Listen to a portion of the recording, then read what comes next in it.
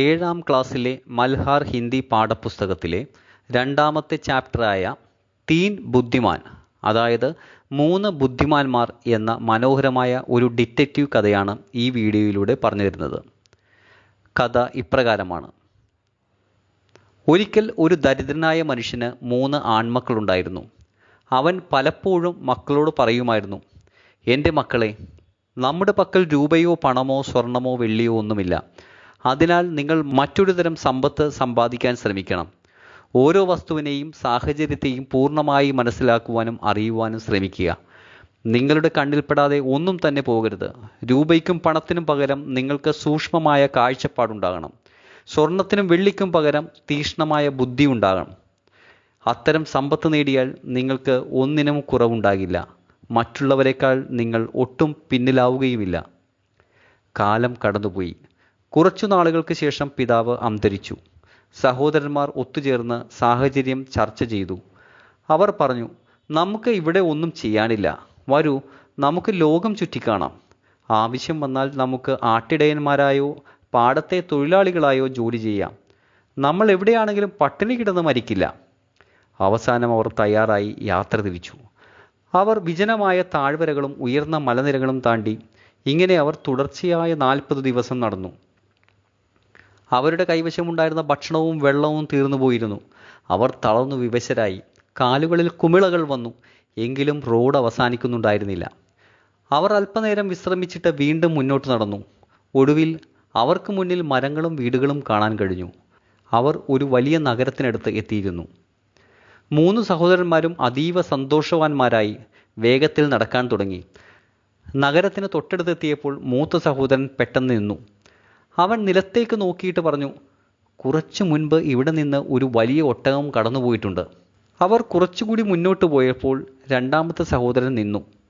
റോഡിൻ്റെ ഇരുവശവും നോക്കിയിട്ട് അവൻ പറഞ്ഞു, മിക്കവാറും ആ ഒട്ടകത്തിന് ഒരു കണ്ണ് കാണില്ലായിരിക്കാം. അല്പം കൂടി മുന്നോട്ട് പോയപ്പോൾ ഏറ്റവും ചെറിയ സഹോദരൻ പറഞ്ഞു, ഒട്ടകത്തിന്മേൽ ഒരു സ്ത്രീയും ഒരു കുട്ടിയും യാത്ര ചെയ്യുന്നുണ്ടായിരുന്നു. മൂത്ത സഹോദരന്മാർ രണ്ടുപേരും പറഞ്ഞു, തികച്ചും ശരി. അവർ മൂവരും മുന്നോട്ട് നടന്നു. കുറച്ചു സമയത്തിനു ശേഷം ഒരു കുതിരക്കാരൻ അവരുടെ അടുത്ത് കൂടി കടന്നുപോയി.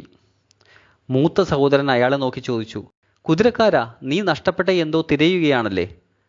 കുതിരക്കാരൻ കുതിരയെ നിർത്തി മറുപടി നൽകി, അതെ. നിന്റെ ഒട്ടകം നഷ്ടപ്പെട്ടോ? മൂത്ത സഹോദരൻ ചോദിച്ചു. അതെ. വളരെ വലിയ ഒട്ടകമായിരുന്നു. അതെ. അതിന് ഒരു കണ്ണ് കാണില്ലായിരുന്നു അല്ലേ? രണ്ടാമത്തെ സഹോദരൻ ചോദിച്ചു. അതെ അതെ. ഒരു ചെറിയ കുട്ടിയോടൊപ്പം ഒരു സ്ത്രീ അതിൽ ഇരിക്കുന്നുണ്ടായിരുന്നില്ലേ? ഇളയ സഹോദരൻ ചോദിച്ചു.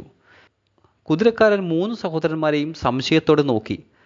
എന്നിട്ട് പറഞ്ഞു, ആഹാ, അപ്പോൾ എൻ്റെ ഒട്ടകം നിങ്ങളുടെ കൈവശമുണ്ട്.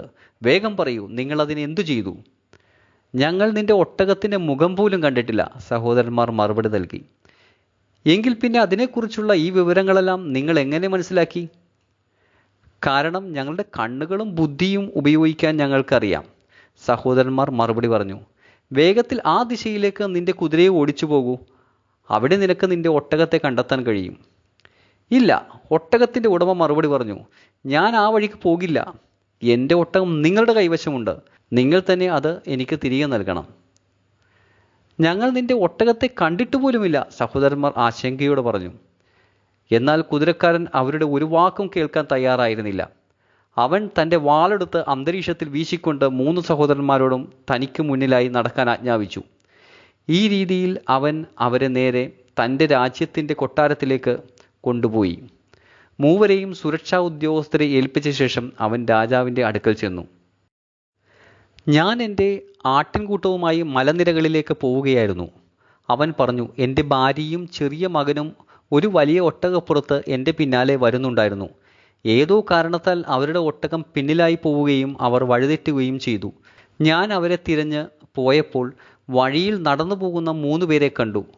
അവർ എൻ്റെ ഒട്ടകത്തെ മോഷ്ടിച്ചുവെന്നും എൻ്റെ ഭാര്യയെയും മകനെയും കൊന്നുകളഞ്ഞുവെന്നും ഞാൻ ഉറച്ചു വിശ്വസിക്കുന്നു. നീ എന്തുകൊണ്ടാണ് അങ്ങനെ കരുതുന്നത്? ആ മനുഷ്യൻ പറഞ്ഞു കഴിഞ്ഞപ്പോൾ രാജാവ് ചോദിച്ചു. കാരണം ആ വിഷയത്തെക്കുറിച്ച് ഞാൻ അവരോട് ഒരു വാക്കുപോലും പറഞ്ഞിരുന്നില്ല. എന്നിട്ടും ആ ഒട്ടകം വളരെ വലുതാണെന്നും അതിനൊരു കണ്ണ് കാണില്ലെന്നും അതിൽ ഒരു സ്ത്രീയും കുട്ടിയും ഉണ്ടായിരുന്നുവെന്നും അവർ എന്നോട് പറഞ്ഞു. രാജാവ് അല്പനേരം ആലോചിച്ച ശേഷം പറഞ്ഞു, നീ പറയുന്നത് പോലെ നീ ഒന്നും പറയാതെ തന്നെ നിന്റെ ഒട്ടകത്തെക്കുറിച്ച് ഇത്ര കൃത്യമായി അവർ പറഞ്ഞിട്ടുണ്ടെങ്കിൽ തീർച്ചയായും അവരത് മോഷ്ടിച്ചിട്ടുണ്ടാവും. പോകൂ, ആ കള്ളന്മാരെ ഇങ്ങോട്ട് വിളിച്ചു കൊണ്ടുവരൂ. ഒട്ടകത്തിൻ്റെ ഉടമ പുറത്തുപോയി 3 സഹോദരന്മാരെയും കൂട്ടി പെട്ടെന്ന് തന്നെ അകത്തേക്ക് വന്നു. കള്ളന്മാരെ പറയൂ, രാജാവ് അവരെ ഭീഷണിപ്പെടുത്തിക്കൊണ്ട് പറഞ്ഞു. ഈ മനുഷ്യൻ്റെ ഒട്ടകത്തെ നിങ്ങൾ എവിടെയാണ് ഒളിപ്പിച്ചത്? ഉടൻ മറുപടി നൽകൂ. ഞങ്ങൾ കള്ളന്മാരല്ല, ഞങ്ങൾ ഇയാളുടെ ഒട്ടകത്തെ കണ്ടിട്ട് പോലുമില്ല, സഹോദരന്മാർ മറുപടി നൽകി. അപ്പോൾ രാജാവ് പറഞ്ഞു, ഈ വ്യക്തി ഒന്നും പറയാതെ തന്നെ ഒട്ടകത്തെക്കുറിച്ച് എല്ലാം നിങ്ങൾ കൃത്യമായി പറഞ്ഞു. ഇനി നിങ്ങൾ അത് മോഷ്ടിച്ചിട്ടില്ല എന്ന് പറയാൻ എങ്ങനെ ധൈര്യം വന്നു? മഹാരാജാവേ, ഇതിൽ അത്ഭുതപ്പെടാനൊന്നുമില്ല, സഹോദരന്മാർ മറുപടി പറഞ്ഞു. കുട്ടിക്കാലം മുതലേ ഒന്നും കണ്ണിൽപ്പെടാതെ വിട്ടുകളയരുത് എന്ന ശീലം ഞങ്ങൾക്കുണ്ട്. ഞങ്ങളുടെ ചുറ്റുപാടുകളെ സൂക്ഷ്മമായി നിരീക്ഷിക്കാനും ബുദ്ധിപൂർവ്വം ചിന്തിക്കാനും ഞങ്ങൾ ഒരുപാട് സമയം ചെലവഴിച്ചിട്ടുണ്ട്. അതുകൊണ്ടാണ് ഒട്ടകത്തെ കാണാതെ തന്നെ അത് എങ്ങനെയുള്ളതാണെന്ന് ഞങ്ങൾക്ക് പറയാൻ കഴിഞ്ഞത്. രാജാവ് ചിരിച്ചു. ഒരാളെപ്പോലും കാണാതെ അയാളെക്കുറിച്ച് ഇത്രയധികം കാര്യങ്ങൾ അറിയാൻ സാധിക്കുമോ? അദ്ദേഹം ചോദിച്ചു. അതെ, സാധ്യമാണ്, സഹോദരന്മാർ മറുപടി നൽകി. എങ്കിൽ ശരി, നിങ്ങളുടെ സത്യസന്ധത ഞാൻ ഇപ്പോൾ തന്നെ പരിശോധിക്കാം. രാജാവ് ഉടൻ തന്നെ തൻ്റെ മന്ത്രിയെ വിളിച്ച് ചെവിയിൽ എന്തോ മന്ത്രിച്ചു. മന്ത്രി വേഗത്തിൽ കൊട്ടാരത്തിന് പുറത്തുപോയി. എന്നാൽ വൈകാതെ തന്നെ അദ്ദേഹം 2 സേവകരോടൊപ്പം മടങ്ങി വന്നു. അവർ വലിയൊരു പെട്ടി ചുമക്കുന്നുണ്ടായിരുന്നു. രാജാവിനെ കാണാൻ പാകത്തിൽ സേവകർ ആ പെട്ടി വാതിലിനടുത്ത് വളരെ സൂക്ഷ്മതയോടെ വെച്ചു. ശേഷം അവർ ഒരു വശത്തേക്ക് മാറി നിന്നു.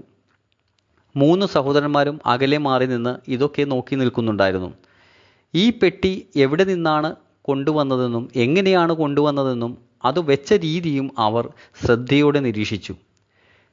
ശരി കള്ളന്മാരെ, ആ പെട്ടിയിൽ എന്താണുള്ളതെന്ന് ഞങ്ങളോട് പറയൂ, രാജാവ് പറഞ്ഞു. മഹാരാജാവേ, ഞങ്ങൾ കള്ളന്മാരല്ലെന്ന് ഞങ്ങൾ നേരത്തെ തന്നെ അപേക്ഷിച്ചതാണല്ലോ, മൂത്ത സഹോദരൻ പറഞ്ഞു. എങ്കിലും അങ്ങേക്ക് താല്പര്യമുണ്ടെങ്കിൽ ആ പെട്ടിയിൽ എന്താണെന്ന് എനിക്ക് പറയാൻ കഴിയും. അതിൽ ഒരു ചെറിയ ഉരുണ്ട വസ്തുവാണുള്ളത്. അതൊരു മാതള നാരങ്ങയാണ്, രണ്ടാമത്തെ സഹോദരൻ പറഞ്ഞു. അതെ, അതിപ്പോഴും പഴുക്കാത്ത ഒന്നാണ്, ഇളയ സഹോദരൻ കൂട്ടിച്ചേർത്തു.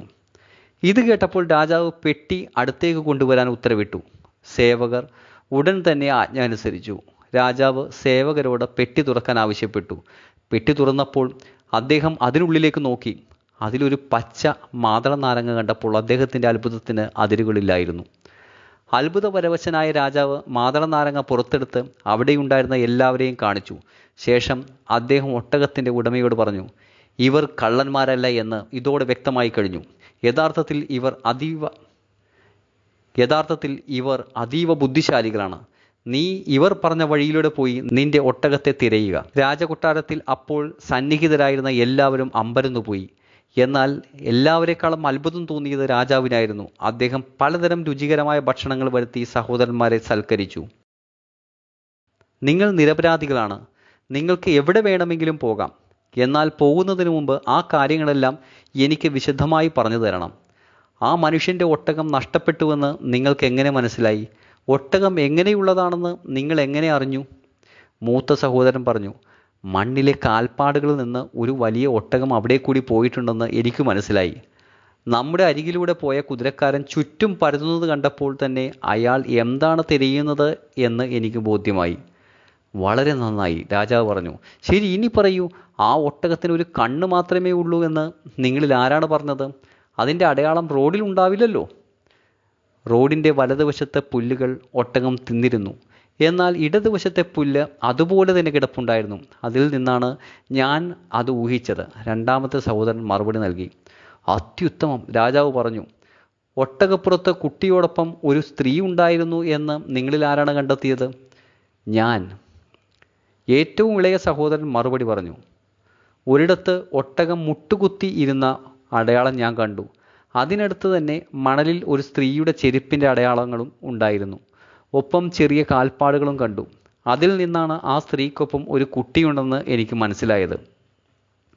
വളരെ മിടുക്കൻ, നീ പറഞ്ഞത് തികച്ചും ശരിയാണ്, രാജാവ് പറഞ്ഞു. പക്ഷേ ആ പെട്ടിയിൽ ഒരു പച്ച മാതള നാരങ്ങയാണെന്ന് നിങ്ങൾക്കെങ്ങനെ മനസ്സിലായി? ആ കാര്യം മാത്രം എനിക്ക് ഇപ്പോഴും ഒട്ടും മനസ്സിലാവുന്നില്ല, മൂത്ത സഹോദരൻ പറഞ്ഞു. ആ 2 വ്യക്തികൾ അത് ചുമന്നുകൊണ്ടുവന്ന രീതിയിൽ നിന്ന് തന്നെ ആ പെട്ടിക്ക് ഒട്ടും ഭാരമില്ലെന്ന് വ്യക്തമായിരുന്നു. അവർ പെട്ടി നിലത്ത് വെച്ചപ്പോൾ അതിനുള്ളിൽ ചെറിയ ഉരുണ്ട വസ്തു ഉരുളുന്ന ശബ്ദം ഞാൻ കേട്ടു. രണ്ടാമത്തെ സഹോദരൻ പറഞ്ഞു. പെട്ടി കൊണ്ടുവന്നത് പൂന്തോട്ടത്തിൻ്റെ ഭാഗത്തു നിന്നായതിനാലും അതിനുള്ളിൽ ചെറിയൊരു ഉരുണ്ട വസ്തുവായതിനാലും അത് തീർച്ചയായും ഒരു മാതള നാരങ്ങ ആയിരിക്കുമെന്ന് ഞാൻ ഊഹിച്ചു. കാരണം അങ്ങയുടെ കൊട്ടാരത്തിന് ചുറ്റും ധാരാളം മാതള നാരങ്ങകൾ നിൽപ്പുണ്ടല്ലോ. വളരെ നന്നായി, രാജാവ് പറഞ്ഞു. ശേഷം അദ്ദേഹം ഏറ്റവും ഇളയ സഹോദരനോട് ചോദിച്ചു, പക്ഷേ ആ മാതള നാരങ്ങ പഴുക്കാത്തതാണെന്ന് നിനക്കെങ്ങനെ മനസ്സിലായി? ഈ സമയത്ത് പൂന്തോട്ടത്തിലെ മാതള നാരങ്ങകളെല്ലാം പഴുക്കാത്തവയാണ്. അത് അങ്ങേക്ക് നേരിട്ട് കാണാവുന്നതേയുള്ളൂ. രാജാവ് പുറത്തേക്ക് നോക്കിയപ്പോൾ പൂന്തോട്ടത്തിലെ മരങ്ങളിലെല്ലാം പച്ച മാതള നാരങ്ങകൾ തൂങ്ങിക്കിടക്കുന്നത് കണ്ടു. ആ സഹോദരന്മാരുടെ അസാധാരണമായ നിരീക്ഷണപാഠവും ബുദ്ധിശക്തിയും രാജാവ് കണ്ട് അത്ഭുതപ്പെട്ടുപോയി. സമ്പത്തോ ഭൗതിക വസ്തുക്കളോ നിങ്ങളുടെ പക്കലില്ലായിരിക്കാം, പക്ഷേ ബുദ്ധിയുടെ വലിയൊരു നിധിശേഖരം തന്നെ നിങ്ങളുടെ പക്കലുണ്ട്. അവരെ പ്രശംസിച്ചുകൊണ്ട് രാജാവ് പറഞ്ഞു. തുടർന്ന് അദ്ദേഹം തൻ്റെ കൊട്ടാരത്തിലെ ഉദ്യോഗസ്ഥരായി അവരെ നിയമിച്ചു. ഇതാണ് ഈ കഥയുടെ സാരം.